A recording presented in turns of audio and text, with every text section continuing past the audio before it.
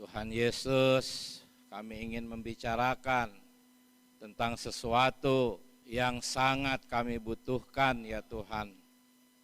Oh Tuhan Yesus, tentang pendisiplinan-Mu atas kami, yang sungguh amat kami perlukan Tuhan.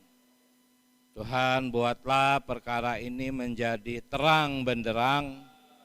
Buatlah firman menjadi terang bagi kami. Oh Tuhan Yesus, kuduskan kami di tempat ini. Terbuka ya Tuhan, hati dan roh kami melihat apa yang Kau mau kami lihat ya Tuhan. Tuhan Yesus berkatilah ya Tuhan pembicaraan kami. Kami perlu diri-Mu karena tidak ada bahasa manusia yang mampu mengungkapkan isi hati-Mu kecuali Engkau sendiri yang membukakannya ya Tuhan. Terima kasih Tuhan Yesus. Di dalam nama Tuhan Yesus kami berdoa. Amin. Baik saudara-saudari, beban terakhir kita sebetulnya adalah tentang membangun bahtera. Dan kita tahu bahwa ini adalah tentang gereja. Dan setelah berdoa mempertimbangkan perkara tentang gereja ini, sebaiknya kita bicarakan secara intern terlebih dahulu dengan saudara-saudari. Ya. Nah, hari ini tetap masih terkait dengan kerajaan 1000 tahun, yaitu tentang pendisiplinan kaum beriman. Mengenai pendisiplinan kaum beriman, di tengah-tengah kita pemulihan Tuhan, gereja-gereja lokal di dalam pemulihan Tuhan, hal ini sudah sangat biasa, ya, sehingga tidak memerlukan penjelasan yang lebih detail. Saudara-saudari di gereja-gereja lokal ya sudah amin. Tetapi saya menemukan bahwa untuk menjelaskan perkara pendisiplinan ini adalah sesuatu yang tidak mudah.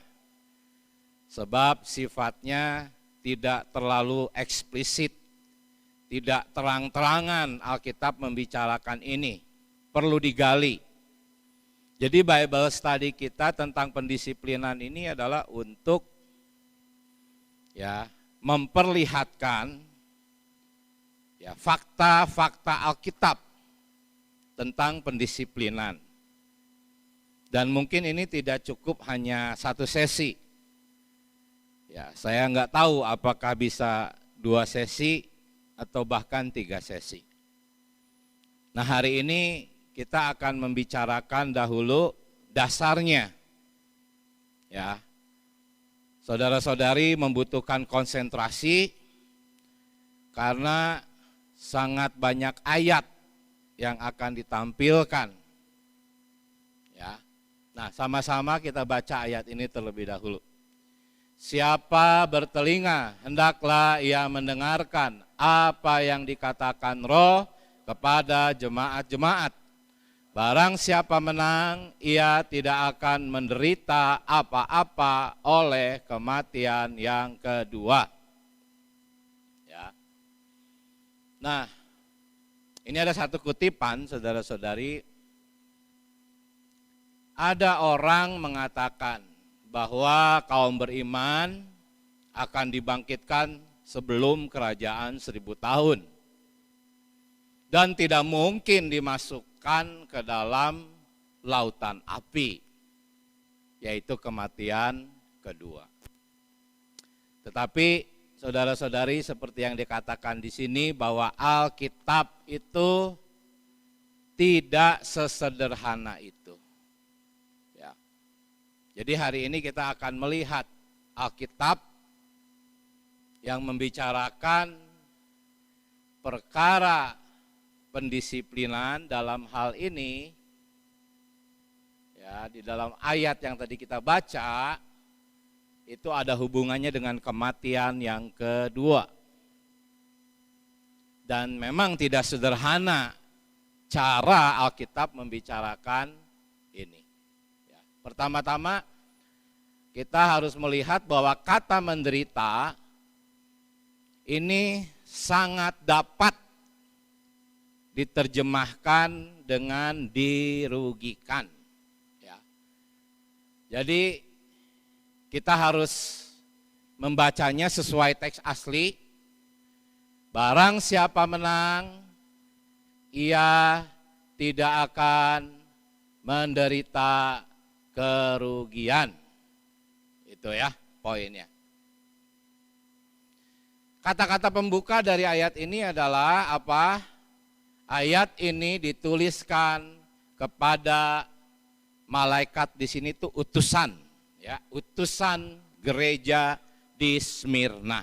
Jadi penerima surat ini adalah jemaat di Smyrna yang sudah ditebus dan diselamatkan. Audiensnya 100% orang-orang yang sudah diselamatkan. Artinya peringatan ini ditujukan kepada orang-orang yang sudah diselamatkan. Kalau orang luar, orang-orang tidak percaya, ya, tidak bersyarat untuk mendengar peringatan ini. Nah sekarang saudara-saudari, barang siapa menang, ia tidak akan menderita kerugian oleh kematian kedua. Logikanya adalah kalau menang tidak akan menderita kerugian. Kalau tidak menang, resikonya menderita kerugian. Ya. Kalimat yang pertama ini memperlihatkan konsekuensi yang kedua walaupun tidak diucapkan. Ya. Ilustrasinya, misalnya seorang guru berkata barang siapa belajar sungguh-sungguh, ia pasti lulus. Artinya apa? Otomatis kan, yang tidak belajar sungguh-sungguh resikonya tidak lulus. Jadi kalau tidak menang, maka resikonya menderita kerugian oleh kematian kedua. Siapa ini? Orang percaya. Jadi orang percaya yang tidak menang, resiko menderita kerugian oleh kematian yang kedua. Jelas kok di sini ya. Walaupun kalimat itu hanya menyatakan sisi positifnya, barang siapa menang, ia tidak akan dirugikan oleh kematian kedua, tetapi logikanya kita harus memahami sisi negatifnya. Yang tidak menang masih beresiko dirugikan. Siapa yang tidak menang di sini resiko? Jemaat. 100% orang percaya. Orang-orang yang tidak percaya tidak berhak mendengar peringatan ini. Ya. Amin. Nah, saudara-saudari, karena itulah kita harus setia sampai mati dan keluar sebagai pemenang. Sebab barang siapa tidak menang sangat serius. Hanya kebanyakan orang Kristen, saudara-saudari, tidak memandang serius kalau tidak menang. Mereka berpikirnya nggak apa-apalah nggak menang. Paling juga jadi rakyat biasa nanti di kerajaan surga katanya. Nggak apa-apalah, aku mah nggak ada ambisi untuk menjadi penguasa, memerintah, nggak apa-apa. Padahal bukan sekedar seperti itu menganggap ringan resiko tidak menang, saudara-saudari. Ya. Oh Tuhan Yesus, jadi saudara kita mengatakan di dalam pelajaran hayat bahwa orang beriman masih mungkin saja nanti akan dijamah oleh sesuatu dari kematian yang kedua. Karena kematian kedua masih berhak menguasai dia. Ya. Tidak mudah memahami ini, makanya kita lihat. Pendalaman Alkitab kita hari ini hanya akan mengupas dua kata ini. Pertama, kematian. Kemudian, apa maksudnya itu yang kedua ini. Ya. Tetapi kita akan lebih banyak memperhatikan kata kematian. Dari awal sampai akhir kita hanya akan mengupas satu kata ini. Dan nanti di ending kita melihat apa maksudnya yang kedua itu. Ya. Baik saudara-saudari. Jadi kata kematian di sini ya, menurut Alkitab, saudara-saudari, teks Yunaninya itu apa? Thanatos. Ini penting ya, memahami teks aslinya. Jadi kematian thanatos ini, saudara-saudari, pengertiannya, definisinya, itu tidak terbatas pada berhentinya kehidupan, bukan, ya, atau meninggal dunia, atau mati, gitu. Bukan. Kematian itu berbeda dengan mati. Ya, kata mati itu beda lagi teks Yunaninya. Yang akan kita lihat itu kematian di sini, karena yang akan kita bahas adalah kematian yang kedua. Ya. Contohnya, kita lihat, siapa yang tidak mengasihi, ia tetap dalam kematian thanatos. Artinya apa? Artinya orang-orang yang masih hidup bisa mengalami kematian ini. Orang-orang yang masih hidup ini kan yang tidak mengasihi. Barang siapa tidak mengasihi, ia ada di dalam kematian thanatos. Artinya, kalau ada di antara kita tuh yang masih hidup ini, ya, tidak mengasihi, artinya ada di kematian. Berbeda dengan mati atau meninggal dunia. Ya. Jadi kematian thanatos ini dialami oleh manusia sejak dia masih hidup. Bahkan sejak lahir, catatan kaki Alkitab versi pemulihan mengatakan kita dilahirkan ke dalam kematian. Jadi inilah kata kematian. Mungkin kita tidak terlalu biasa mendengar definisi ini ya. Tetapi lihat, Paulus berkata apa? Kematian thanatos ini bekerja di dalam kami. Saudara-saudari, ini pun akan kita alami dan bahkan kita pun alami. Ada kematian yang sedang bekerja di dalam diri kita sama seperti di dalam diri para rasul. Ya. Dikatakan melalui dosa, kematian thanatos menjalar. Ya, menjalar kepada siapa? Kepada semua orang yang hidup di bumi. Orang-orang hidup ini mengalami apa? Kematian. Ya, umat manusia di bumi hidup secara jasmani, bekerja, berkeluarga, tetapi semuanya dirembesi oleh yang namanya kematian ini, saudara-saudari. Apakah kita pernah membayangkan makna kata kematian yang semacam ini? Kalau dalam bahasa Indonesia ya maknanya seperti itulah. Tetapi kita sedang mengupas teks asli Alkitab, saudara-saudari.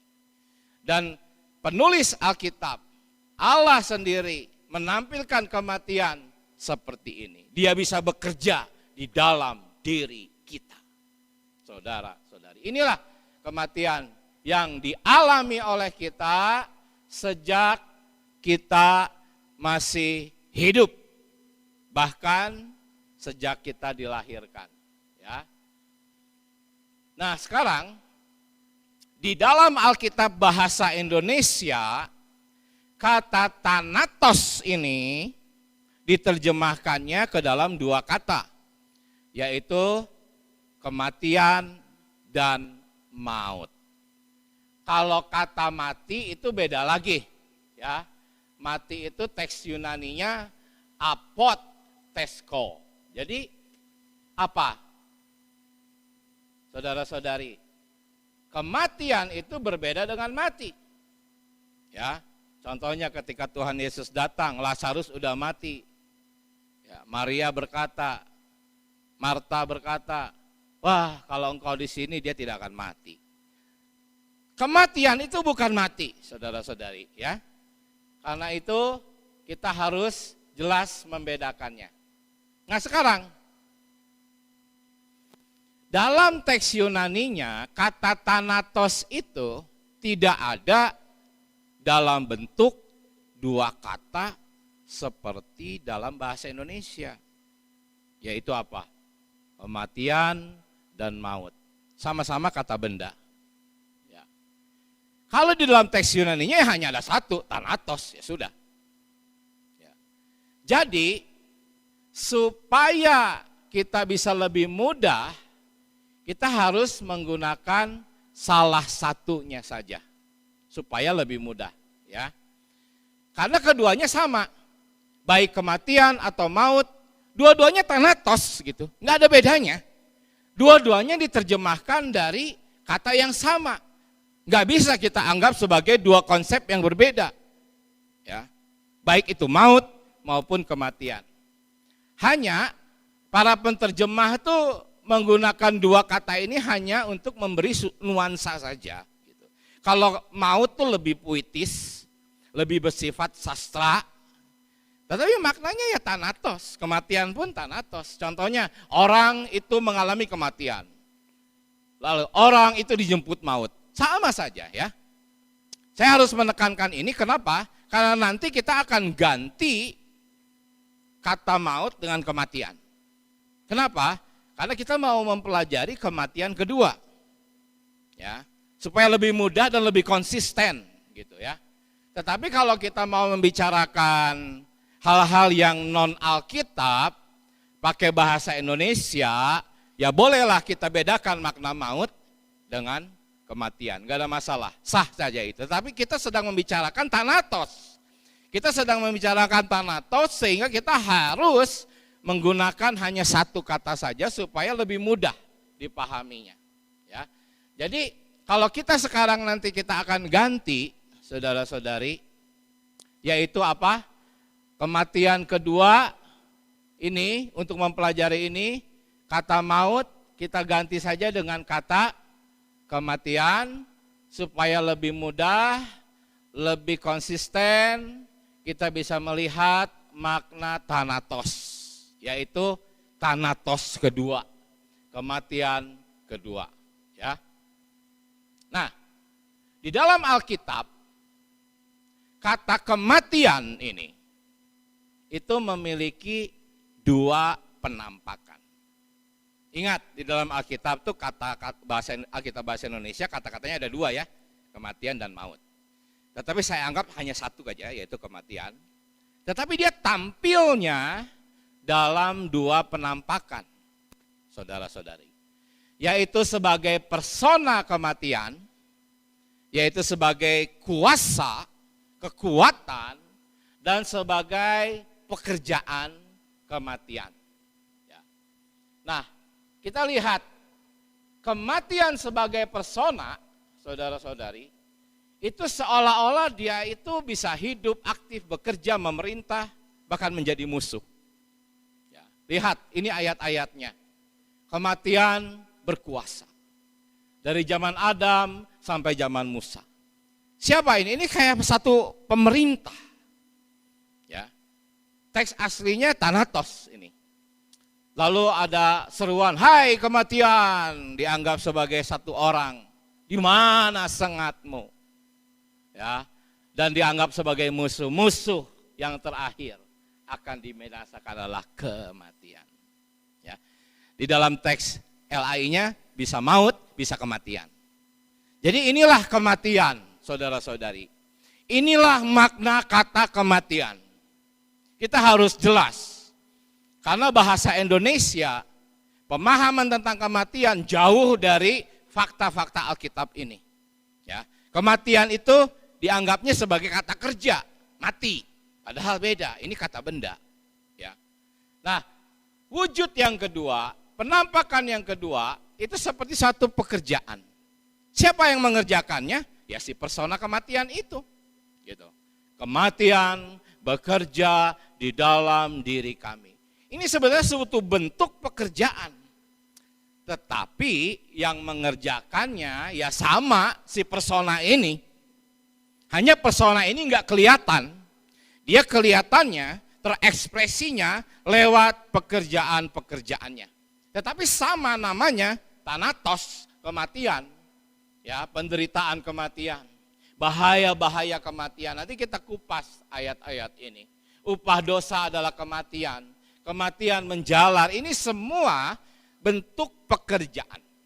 Dari siapa? Siapa yang mengerjakannya?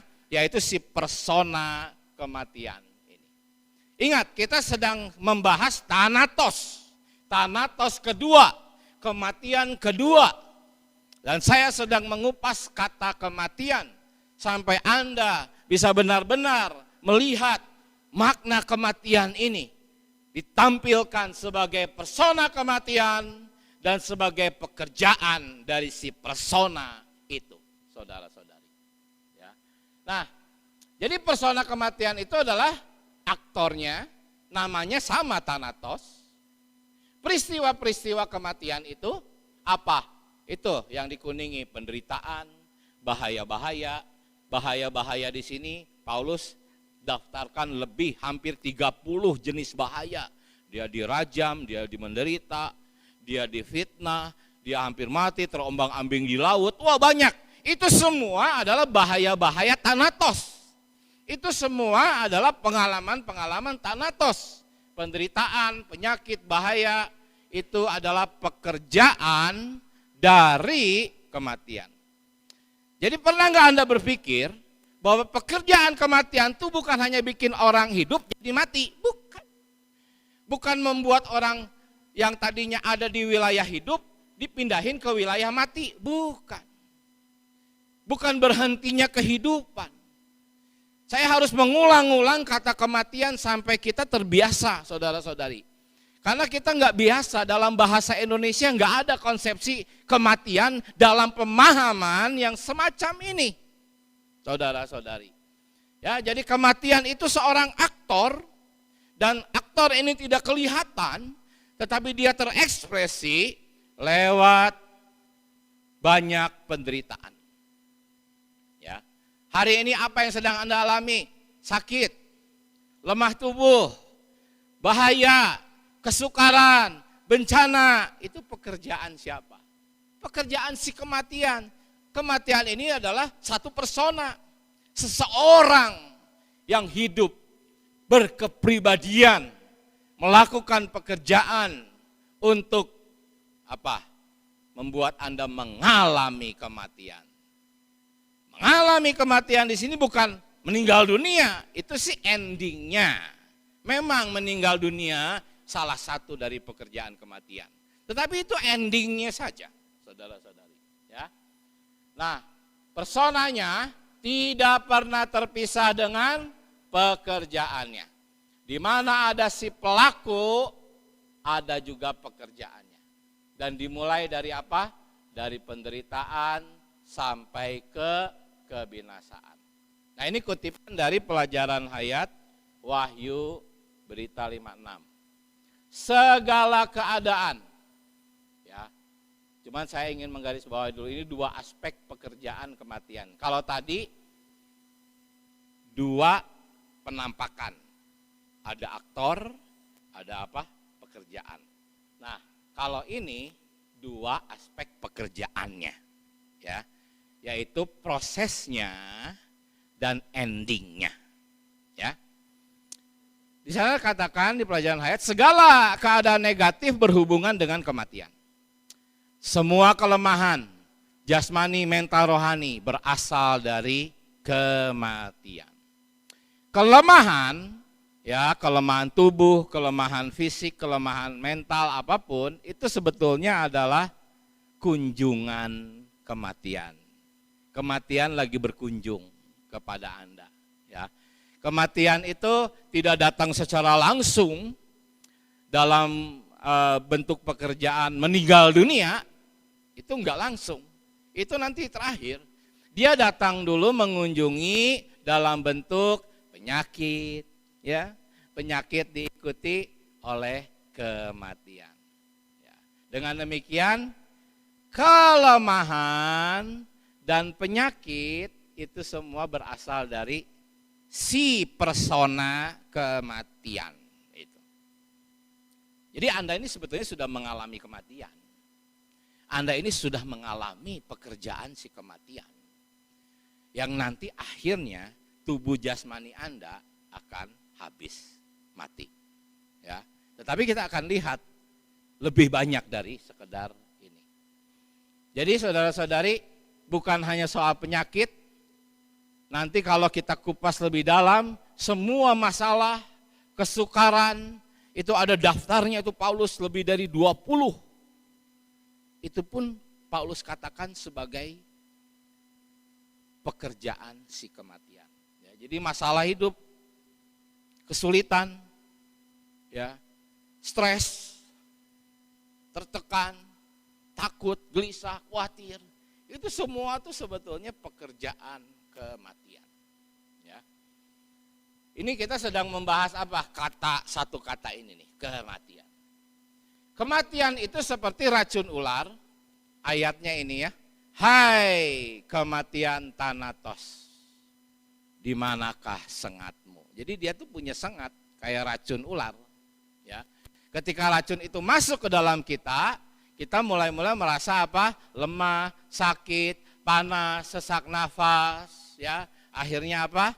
Binasa.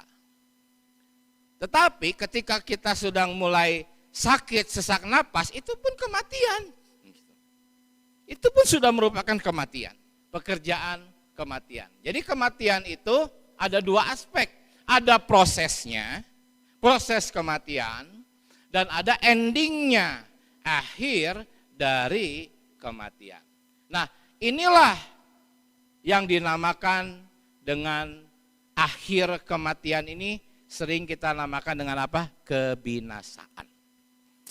Ya, barang siapa yang percaya tidak binasa. Artinya yang tidak percaya binasa. Nah, binasa itu berbeda dengan kematian. Ya, binasa itu endingnya. Ya, tetapi prosesnya saya terus-menerus mengulangi ini sampai Anda benar-benar menyadari bahwa kematian ada di dalam diri Anda. Ini dulu aja. Nanti kita lihat gunanya apa, gitu kan. Saudara-saudari, kematian ada di dalam diri Anda sekarang. Sedang bekerja. Ya. Saya memulai dari satu statement ini. Kalau kita flashback dari yang tadi semua sudah dibuktikan. Dan sekarang saya akan melihat paling lebih banyak lagi. Ya. Jadi kematian yang kedua ini sebetulnya sama. Dia adalah persona dan juga pekerjaan. Tidak terpisah. Personanya yang mengerjakan tidak kelihatan, tetapi pekerjaannya adalah pekerjaan kematian. Ya, jadi sekarang kita akan melihat mulai fokus bukan kepada persona kematian. Karena persona kematian nggak kelihatan. Kita akan melihat dulu kematian sebagai bentuk persona, sebagai bentuk pekerjaan dari si persona itu. Ya, ini saya tampilkan di atas sebagai panduan kita. Kita sedang membicarakan ini. Nah, sekarang ini juga adalah kalimat yang jarang mungkin didengar oleh kebanyakan orang Kristen. Ini saudara kita yang mengatakannya, ya. Bahwa apa? Iblis berguna. di tangan Allah. Siapakah iblis? Iblis itu penguasa maut. Maut itu benar-benar ada di dalam kekuasaan iblis. Karena itu maut dalam konteks ini adalah kematian, itu adalah sesuatu yang berguna. Jadi saudara-saudari, di dalam diri Anda ada kematian, dan kematian itu berguna. Kata siapa? Kita periksa. Saya sudah dikatakan dari awal banyak ayat yang harus kita periksa. Amin. Tetapi sebelumnya kita akan lihat dulu bahwa berguna itu hanya bagi kita orang percaya. Kalau bagi orang tidak percaya itu sia-sia saja. Ya. Kita sudah membahas banyak di sesi-sesi awal tentang bejana dan isi bejana. Isi bejananya dibinasakan dalam kebinasaan kekal lautan api. Bejananya expire, binasa, sia-sia, nggak ada makna.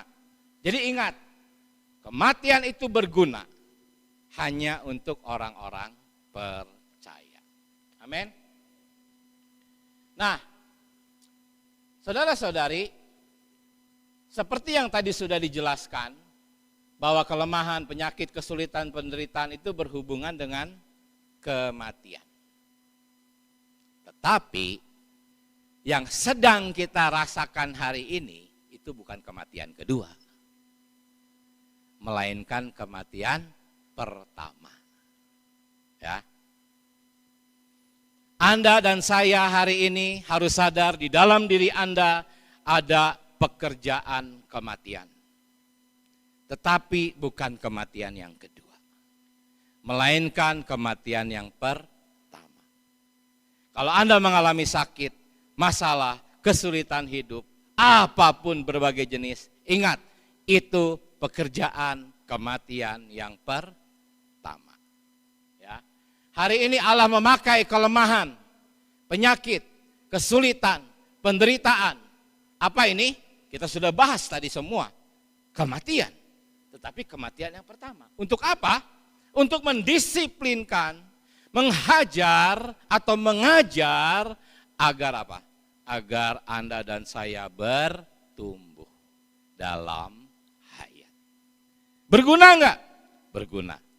Dasar ayatnya mana? Kita periksa. Ya. Tapi sebelumnya saya bacakan lagi, jika Anda menderita kerugian. Kalau Anda sakit, Anda mungkin mengalami banyak masalah, disusahkan oleh berbagai hal, bencana, segala sesuatu. Itu kerugian bukan? Itu adalah penderitaan kerugian. Paulus berkata apa? Segala sesuatu aku rela rugi demi mendapatkan persekutuan dengan Kristus. Jadi menderita kerugian itu memang sudah seharusnya. Anda tidak mau menderita kerugian di zaman ini, Anda akan menderita kerugian di zaman yang akan datang. Ya. Jadi menderita kerugian di sini, ya. Apa? Jika Anda menderita kerugian hari ini, maka kerugian itu adalah kematian yang pertama.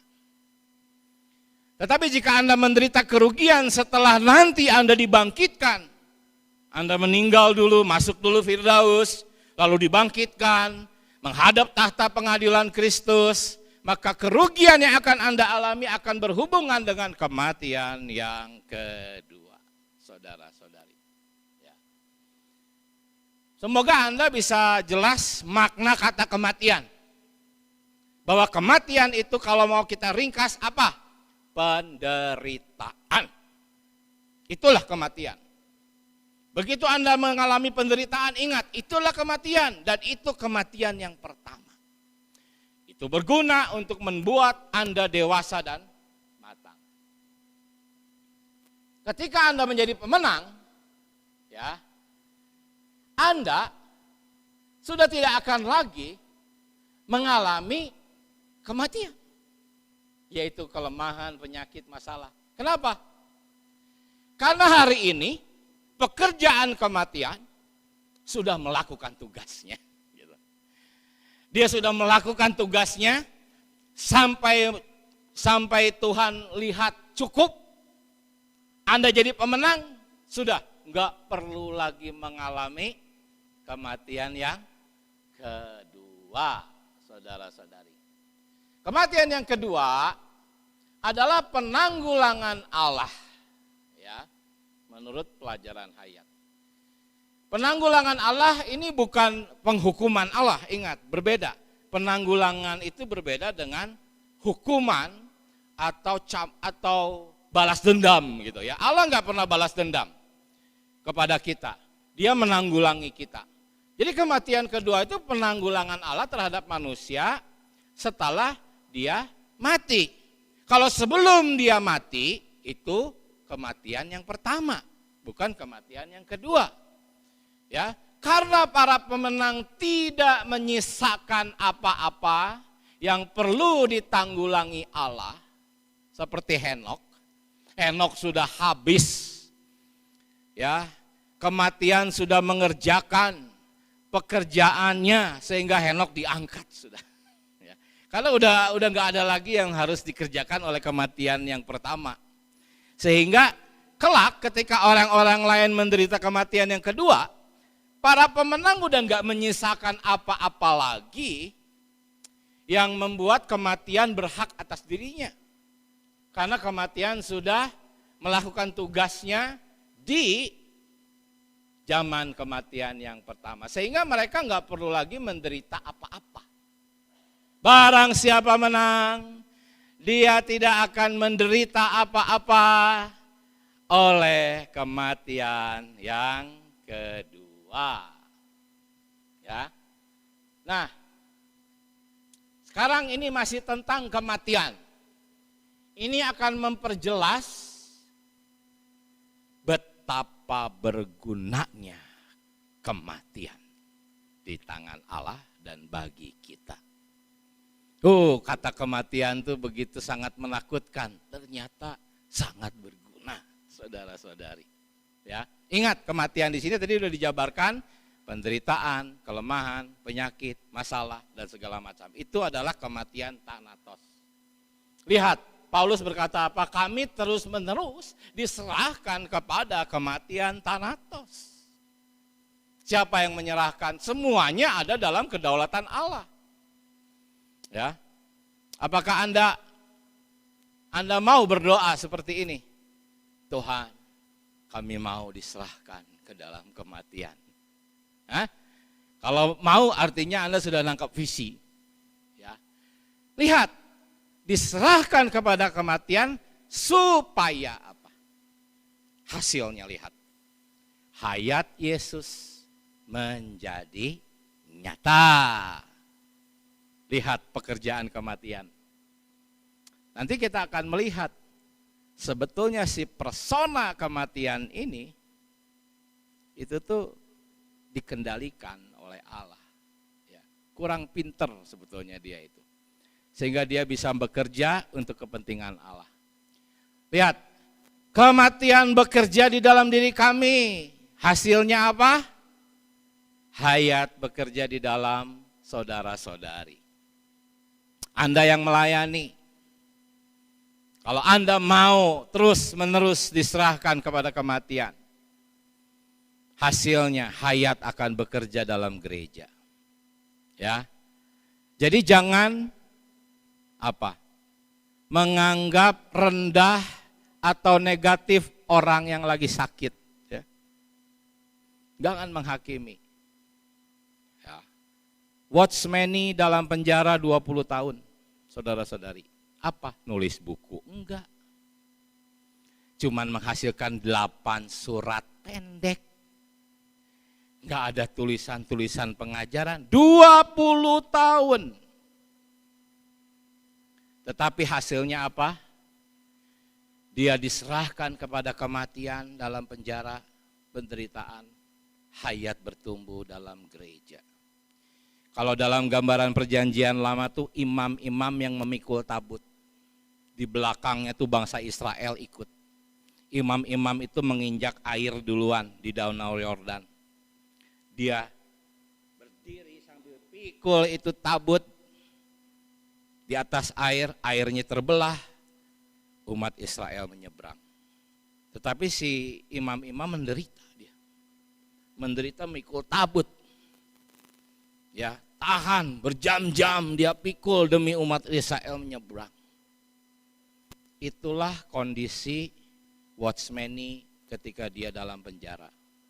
Itulah kondisi saudara-saudara kita yang sakit. Kelihatannya mungkin saudara-saudara kita di berbagai lokal ada yang sepertinya nggak berfungsi, nggak boleh menghakimi. Bisa jadi ini adalah prinsip diserahkan kepada kematian supaya hayat bekerja di dalam gereja. Ya, betapa luar biasanya pekerjaan kematian ini. Ya. Kita semua dibaptis dalam kematiannya, supaya kita hidup di dalam hidup yang baru. Betapa bergunanya kematian. Jikalau biji gandum tidak jatuh ke dalam dan mati, ia satu biji saja. Betapa luar biasanya pekerjaan kematian.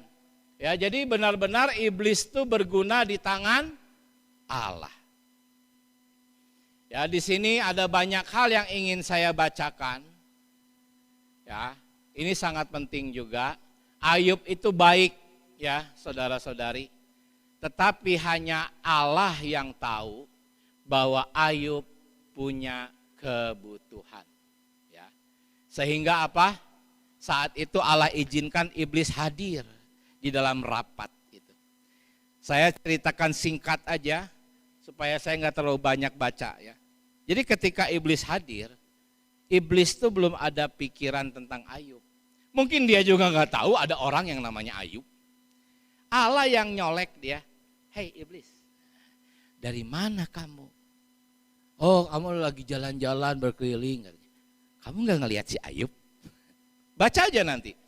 Allah lah yang membuat iblis memperhatikan Ayub. Kenapa? Karena Allah ingin iblis, si persona kematian itu bekerja atas Ayub. Allah tahu kebutuhan Ayub. Ya, sehingga saat itu iblis jadi semangat gitu ya. Dia mau aku buktikan kalau kamu nggak kasih apa-apa sama Ayub, pasti dia akan menghujat kamu. Kata Tuhan, silahkan. Lihat, ini semua tuh inisiatif Allah. Allah mengendalikan iblis. Tuhan juga berkata, bukankah yang 12 ini aku yang pilih, tapi salah satu di antaramu iblis, yaitu Yudas. Setelah berdoa semalam-malaman, Allah memilih Yudas. Kalau nggak ada Yudas, nggak bisa dia dihianati. Kalau nggak ada iblis, nggak bisa Ayub dilucuti. Tuhan nggak mau suruh malaikat Gabriel atau malaikat Mikael untuk melakukan pekerjaan buruk. Allah nggak mau. Saya yakin Gabriel juga nggak mau, malaikat-malaikat yang baik nggak mau. Lihat manfaat kematian di tangan Allah. Ya, iblis malu nih dengar seperti ini, saudara-saudari. Ini yang ada di dalam beberapa kutipan yang saya sampaikan, tapi saya nggak akan baca ya. Nah, ini tadi saya sudah bahas semua. Jadi kita sedang berbicara apa? Kematian. Kita masih di nomor 1, kematian, thanatos. Kita belum masuk apa maksudnya kedua. Ya. Nah di sini yang tadi saya bilang, saya akan memperlihatkan apa? Pengalaman kematian. Di dalam 2 Korintus 11, 23 sampai 27, Paulus berkata apa? Aku kerap kali dalam kematian. Kalau di LAI ada kata bahaya, di teks aslinya nggak ada. Jadi aku kerap kali berada dalam kematian. Lalu setelah dia bicara ini, langsung dia sampaikan daftarnya nih. Ada 20 lebih ini. Disesah, didera, dilempari batu, mengalami karam kapar, terkatung-kantung, tengah laut. Ya, sebetulnya terkatung-katung di tengah laut itu berhari-hari, saya singkat ini. Diancam banjir, penyamun, bahaya orang Yahudi, orang non-Yahudi, bahaya di kota, di gurun. saudara-saudara palsu, lalu dia juga berjeri lelah, bekerja berat, kadang-kadang nggak tidur, lapar, dahaga, puasa, itu semua adalah pengalaman Paulus di dalam kematian. Jadi jangan merasa Anda, janganlah Anda merasa bahwa situasi Anda salah. Jangan. Tidak ada yang salah. Segala sesuatu yang terjadi itu dalam kedaulatan Allah. Ya. Kalau Anda diizinkan dalam tekanan, Anda diizinkan dalam situasi, itu bukan karena Anda salah. Sebetulnya kita nggak bisa sih berbuat benar. Kita pasti salah terus. Gitu. Cuman semua kesalahan kita pun ada dalam kendali Allah. Lihat Paulus, dia berkata apa? Aku kerap kali dalam kematian. Thanatos. Lalu daftarnya begitu banyak. Kalau saya jadi Paulus, Tuhan ada yang salah nih kayaknya. Kok saya melayani seperti ini? Saya mengalami ini dan ini. Masa aku sebagai hamba Tuhan disesah, didera, dilempari batu. Ini ada yang salah kayaknya. Tetapi tidak. Ya, masalah-masalah kita belum ada apa-apanya dan itu tidak pernah salah, itu semua adalah berfaedah. Memang itu berasal dari si musuh, itu pekerjaan si musuh, tetapi ada dalam kendali Tuhan. Inilah apa ini saudara-saudari? Ini adalah pengalaman kematian. Saya terus mengulang ini sampai Anda menyadari makna kata kematian thanatos. Ya. Apakah ini? Ini adalah kita rangkum aja jadi satu kata ya. Penderitaan. Kalau saya mau kupas lagi ayat-ayat tentang penderitaan, betapa bermanfaatnya penderitaan. Ya, ini masih panjang lagi Bible study kita. Cuman berada dalam kematian kita simpulkan adalah apa? Penderitaan. Inilah pengalaman kematian, saudara-saudari. Lihat, Paulus terus-menerus diserahkan ke dalam kematian. Dan kematian ini adalah penderitaan. Dan penderitaan ini adalah sesuatu yang sangat berguna. Amin. Haleluya. Kematian itu berguna. Tetapi jangan sampai masuk ke kematian kedua. Ya. Biarlah kita diselesaikan hanya dalam kematian yang pertama saja. Coba kita lihat kematian yang kedua ini. Apa kematian yang kedua ini? Kematian yang kedua ini ada hubungannya dengan api. Ya. Wahyu 20 ayat 14. Kematian kedua adalah api. Coba Anda perhatikan. Wahyu 20 ayat 14 menyebut kematian kedua sebagai lautan api. Dan memang ini api, saudara-saudari. Tetapi api ini bagi iblis dan dunia adalah sesuatu yang sangat menakutkan. Kebinasaan. Tetapi bagi orang percaya, saudara-saudari, kata api selalu bersifat positif. Tadi saya sudah menyampaikan perkara kematian, definisi kematian diuraikan begitu lengkap. Bahwa kematian itu adalah disimpulkan menjadi penderitaan. Sekarang saya beralih ke api. Masih sama. Api ini adalah pekerjaan kematian. Bagi orang-orang tidak percaya, bagi iblis, bagi dunia, ini tidak ada gunanya sama sekali. Ya, ini hanya memusnahkan mereka. Tetapi bagi kita, api selalu positif, saudara-saudari. Ya, ayat-ayatnya jelas kok. Ya, bahwa nyala api siksaan itu adalah ujian. Menguji apa? 1 Petrus ayat 7 menguji iman. Supaya iman murni seperti emas. Ya. Kalau emas bercampur dengan logam tembaga, mungkin ada logam besi, ya berat 10 kilo umpamanya, bercampur dengan banyak jenis logam, masukin aja ke api. Dari 10 kilo paling tersisa hanya sekilo atau mungkin 5 ons. Kenapa? Yang lainnya kemana? Habis sama api. Itu cara memurnikan emas. Emas tadinya mungkin beratnya 10 gram, dibakar supaya dapat yang murni, ciut. Kemana sisanya? Habis sama api, tapi emas tidak akan pernah habis. Saudara-saudari, di dalam diri Anda ada emas. Coba, kalau di dalam diri Anda tidak ada kematian. Ya gitu aja terus. Campuran-campuran kotornya nggak akan pernah bisa dihabiskan. Mana bisa jadi emas murni. Haleluya, di dalam diri ada emas. Kalau di dalam diri Anda nggak ada emas. Seperti orang-orang yang tidak percaya nggak ada emas. Dibakar, ya udah habis aja, expire, sia-sia. Nggak ada yang tersisa. Tetapi di dalam diri ada emas. Di dalam diri kita. Walaupun masih sedikit. Karena masih sedikit itulah Tuhan biarlah kematian bekerja. Sebetulnya Alkitab menyebutnya ini adalah kematian Kristus. Saudara-saudari. Kalau kematian Kristus ini ya kita alami, maka semua yang bukan Kristus terbakar habis. Sisa emas.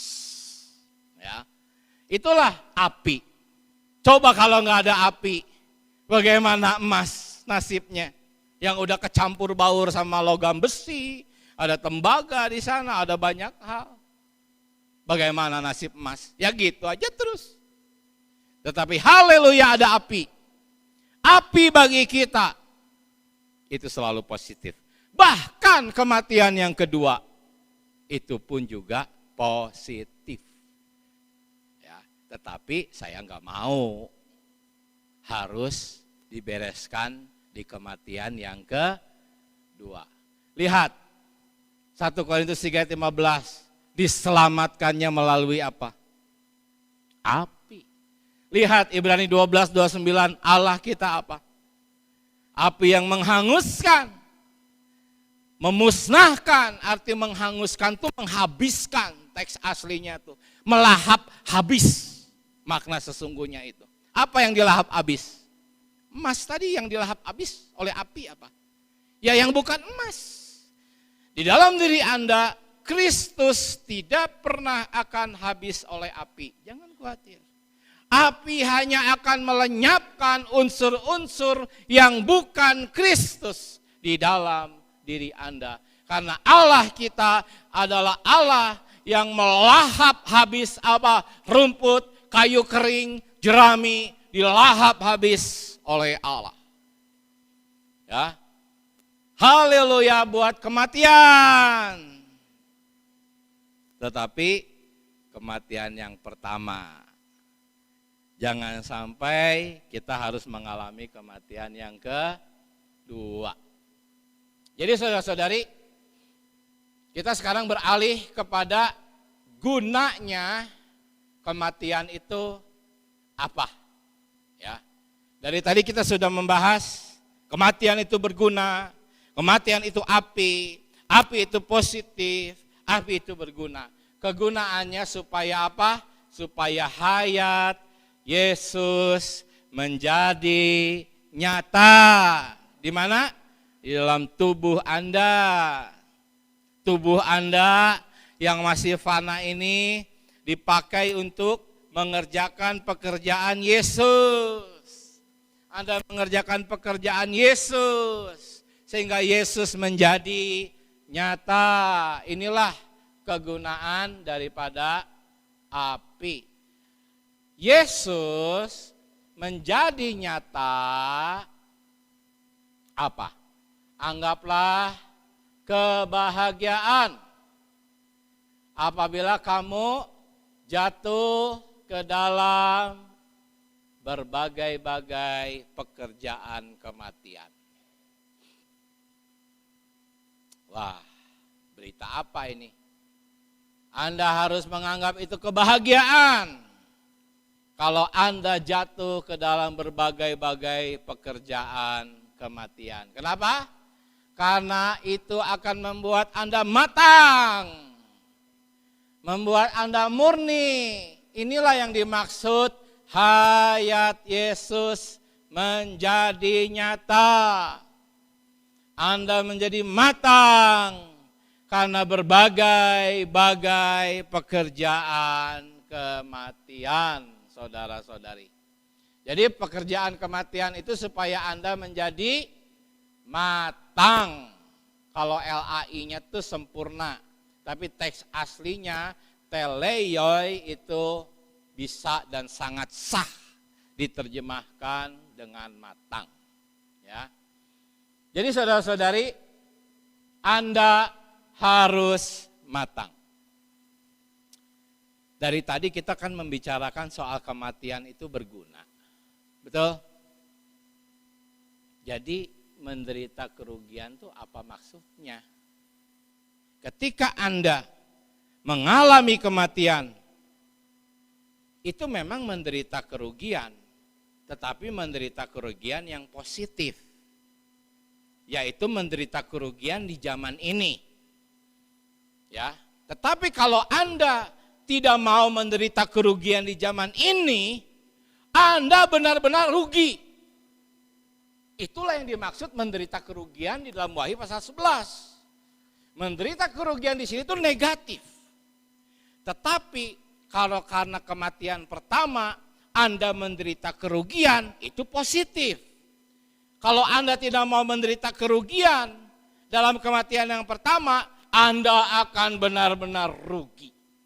Yaitu rugi dalam Wahyu 2 ayat 11 ini. Kenapa? Ya, karena kerugiannya adalah ini. Ya, karena dia harus mengalaminya di zaman yang akan datang, yaitu kedua. Kita sudah membahas zaman yang akan datang itu adalah zaman kerajaan 1000 tahun. Dan dalam Alkitab tidak ada indikasi orang akan mengalami kerugian kurang dari 1000 tahun. Itu enggak ada indikasi itu. Ya. Jadi betapa lamanya gitu. Kalau hari ini Anda mau bekerja sama dengan kematian yang pertama, Anda bisa matang hanya selama sisa umur Anda. Sisa umur Anda berapa di sini? Ada yang sisa umurnya 70 tahun lagi di tempat ini? Mungkin ada. Tapi bagi kebanyakan kita dikasih 30 tahun juga, haleluya ya. 40 tahun. Betapa ruginya kalau nanti harus 1000 tahun. Saudara-saudari. Ya. Inilah yang dimaksud menderita kerugian. Kematian itunya sendiri itu berguna. Ya. Inilah menderita kerugian oleh kematian yang kedua. Ya. Saya sudah sampai di akhir pembahasan. Di akhir pembahasan saya mengajak banyak membaca. Dulu sebelum saya memahami kematian Thanatos dengan uraian yang seperti tadi, sulit bagi saya membaca pelajaran Hayat Wahyu berita ke-56 ini. Sulit, tapi sekarang saya percaya jadi mudah kita membacanya. Ya. Saya akan bacakan, meskipun Anda diselamatkan untuk selamanya, ingat, keselamatan tidak pernah hilang. Sekali selamat, tetap selamat. Anda tidak mungkin lagi masuk ke dalam lautan api, tetapi Anda masih harus bertumbuh. Selamat itu berbeda dengan bertumbuh. Anda harus bertumbuh dewasa, supaya Anda bisa menjadi seorang raja yang matang. Seorang anak kecil belum bisa menjadi raja. Kalau Anda tidak matang, Anda akan menderita kerugian. Kalau Anda menderita kerugiannya sebelum kebangkitan, yaitu di zaman sekarang, kerugian Anda itu termasuk kematian yang pertama. Ini kerugian yang sangat baik. Tetapi jikalau Anda menderita kerugian setelah zaman kerajaan 1000 tahun, kerugian Anda itu berhubungan dengan kematian yang kedua. Dulu saya sangat bingung dengan bacaan ini, tapi sekarang saya jadi jelas. Kematian kedua ini. Kita harus bertumbuh matang dan cepat, jangan sampai menunda proses pertumbuhan dan kematangan. Saudara-saudari, Anda harus takut kemungkinan mati dalam ketidakmatangan. Jika Anda mati dalam ketidakmatangan, maka nanti setelah dibangkitkan Anda akan berdiri di depan tahta penghakiman Tuhan dalam ketidakmatangan. Saudara-saudari, proses kematangan yang Paulus alami, tadi kita sudah lihat kan? Betapa panjangnya, betapa sengsaranya. Tuhan katakan jalannya begitu sempit, begitu sesak, saudara-saudari. Paulus menempuh jalan itu, mengalami penderitaan, lalu dia matang. Ya, bayangkan, misalnya nih, penjahat yang di sampingnya Tuhan, dia meninggal kan, lalu masuk ke Firdaus, ya, lalu di sana dia tiba-tiba matang, misalnya, adil enggak Tuhan? Adil enggak Tuhan? Tetapi sungguh sangat sayang, mayoritas kekristenan konsepsinya seperti itu. Seolah-olah kematian itu jalan pintas masuk ke dalam kematangan. Begitu Anda mati, Anda akan serupa dengan Tuhan Yesus. Waduh. Tetapi ada yang mengkoreksi, enggak terlalu serupa. Paulus 90% kayak Tuhan Yesus, penjahat itu hanya 60% seperti Tuhan Yesus. Itu pun juga enggak adil. 60% serupa dengan Kristus pun itu adalah perjalanannya, waduh, menempuh pengalaman kematian. Kalau saya mau bacakan lebih banyak, saudara kita mengatakan jangan mau percaya kepada ajaran-ajaran kekristenan macam itu. Takhayul itu semua. Anda akan menjadi bijak ketika Anda mati lalu dibangkitkan. Itu semua aja. Nah ini yang jadi beban saya juga untuk pelajaran-pelajaran berikutnya. Ya. Jadi saudara-saudari ketika Anda meninggal dalam keadaan tidak matang, Anda akan dibangkitkan dalam keadaan itu. Ya. Jadi kalau Anda meninggal dalam keadaan cinta dunia, Anda tidak akan betah di surga. Karena di surga tidak ada dunia. Ya. Ini harus jelas ini. Lalu, kelemahan, penyakit, kesulitan, penderitaan berhubungan dengan kematian pertama.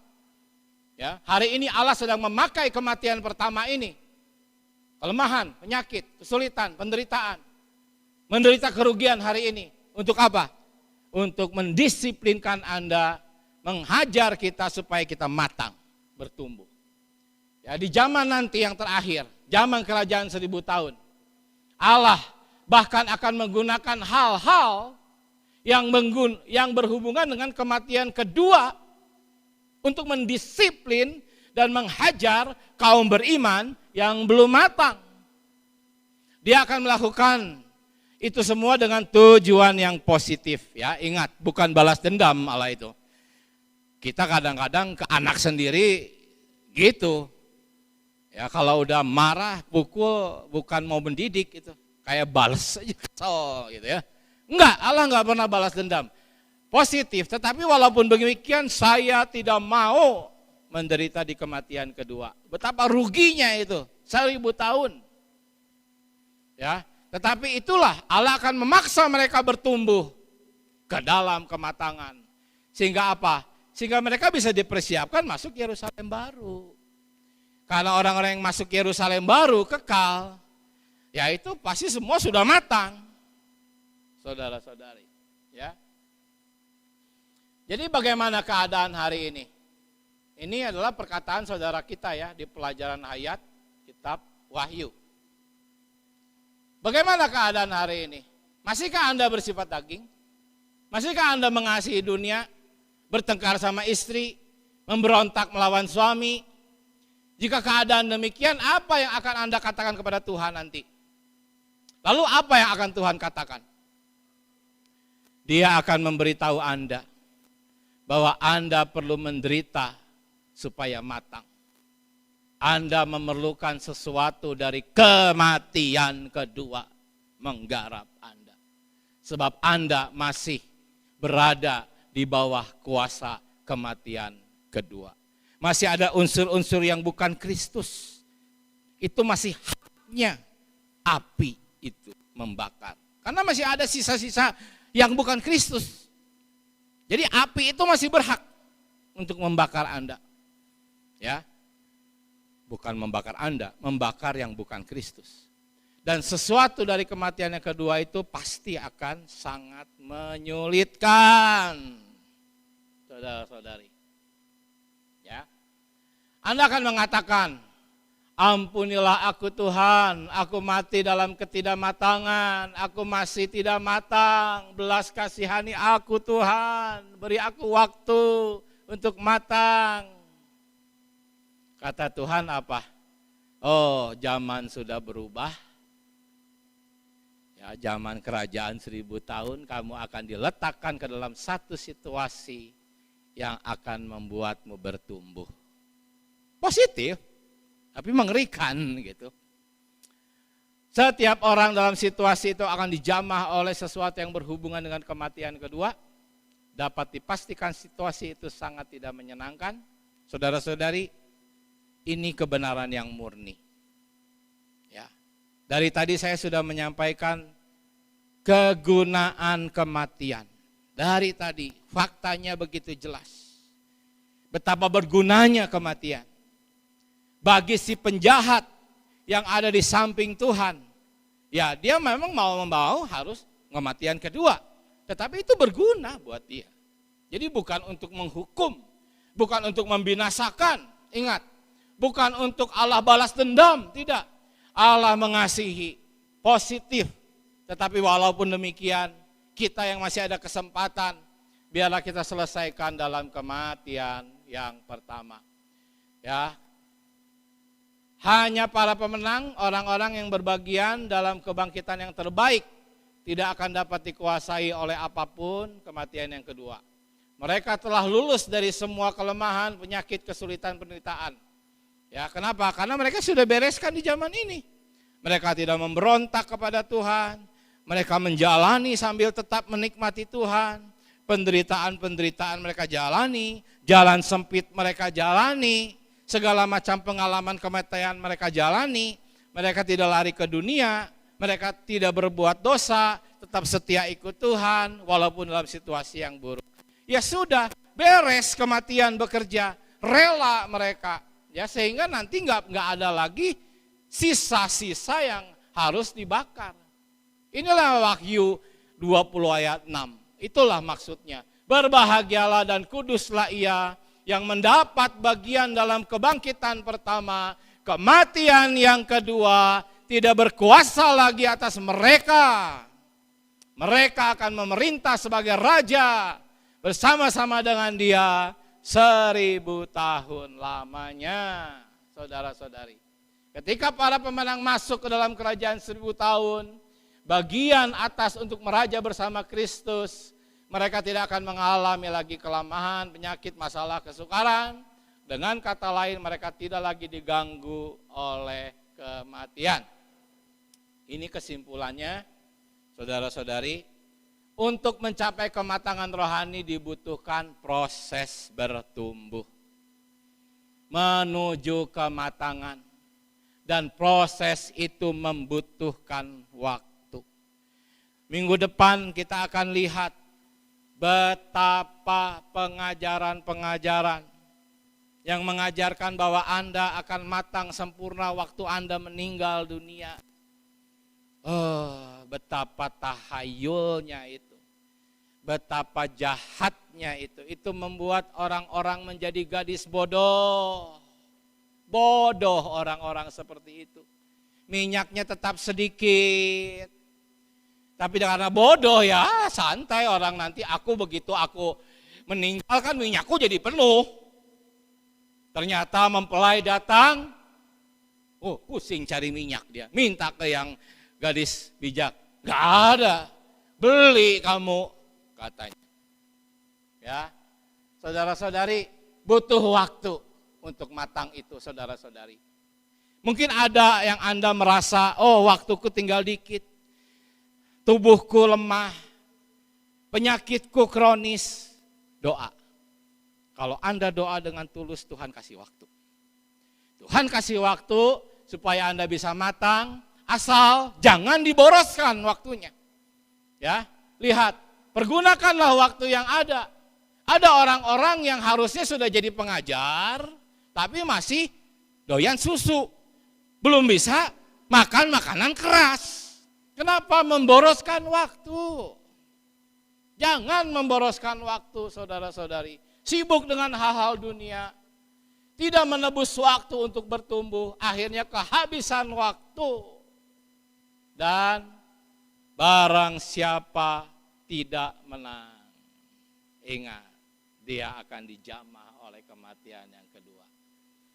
Demikian saudara-saudari, kita berdoa sebelum mungkin nanti ada beberapa diskusi.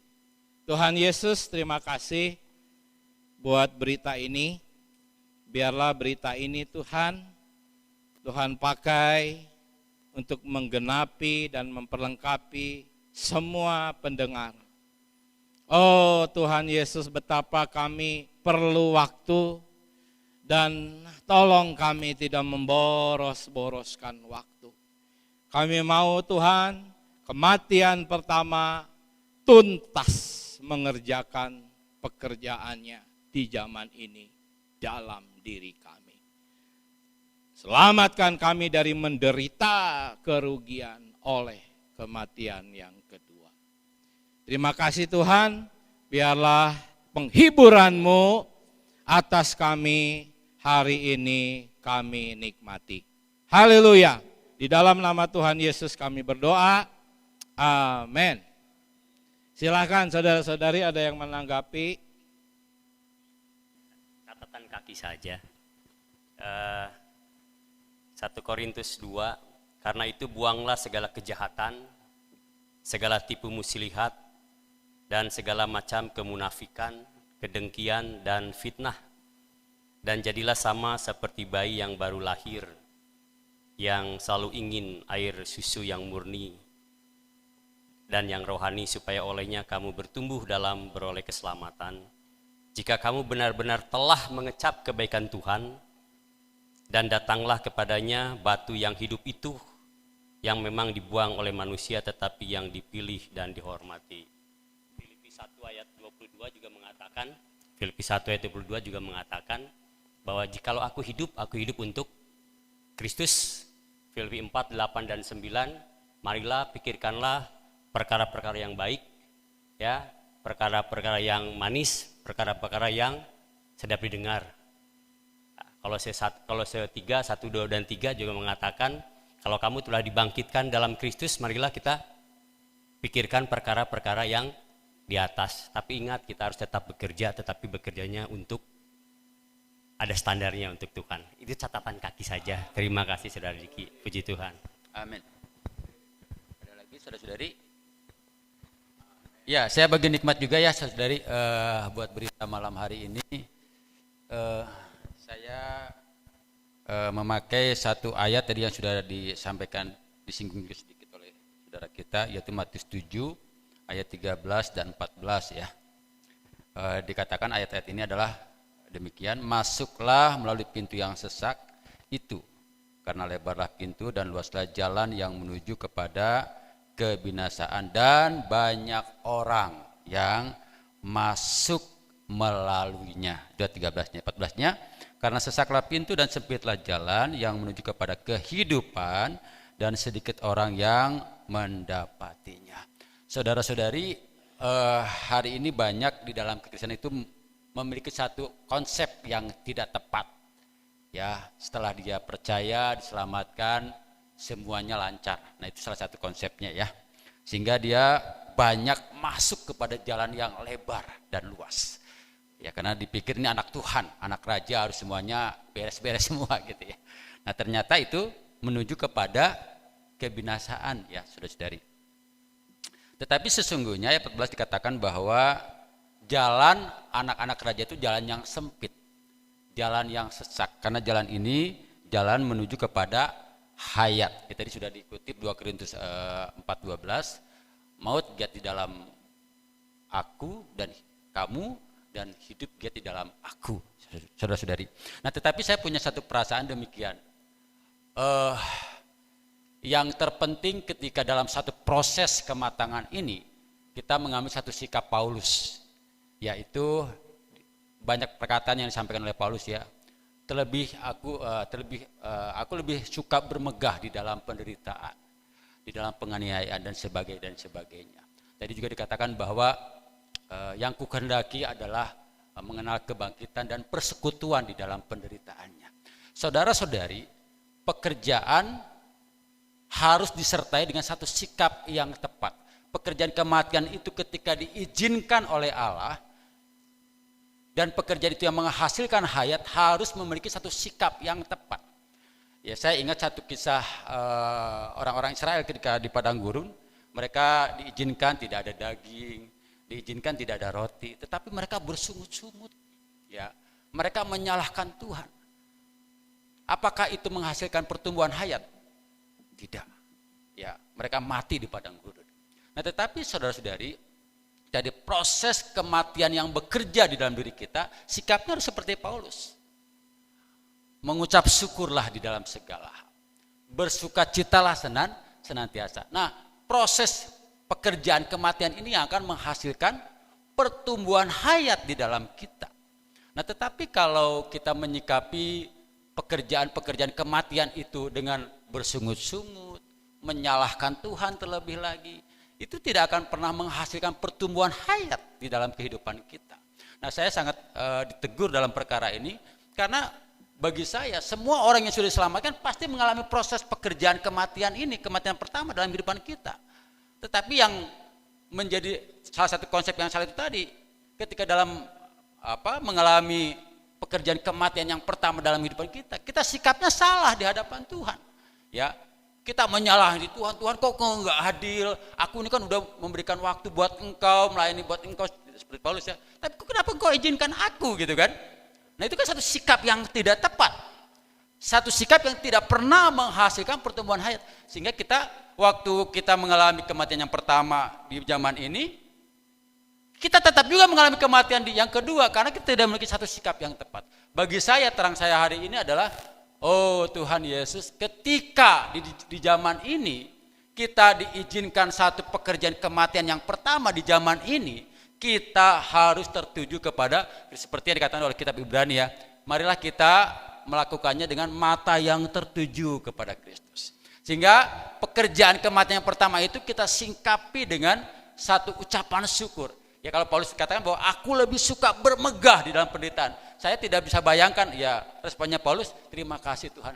Bahkan ini berkat saya, ini mustika bagi saya, karena ini menghasilkan pertumbuhan hayat di dalam diri saya. Amin. Nah, dengan demikian maka hayat benar-benar akan bertumbuh melalui proses pekerjaan kematian yang pertama di dalam kehidupan kita.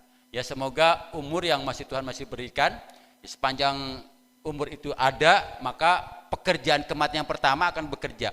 Baik orangnya punya konsep salah, Ya konsep yang salah itu yang tadi yang jalannya lebar, semua di dalam itu lancar, pasti Tuhan akan kejar.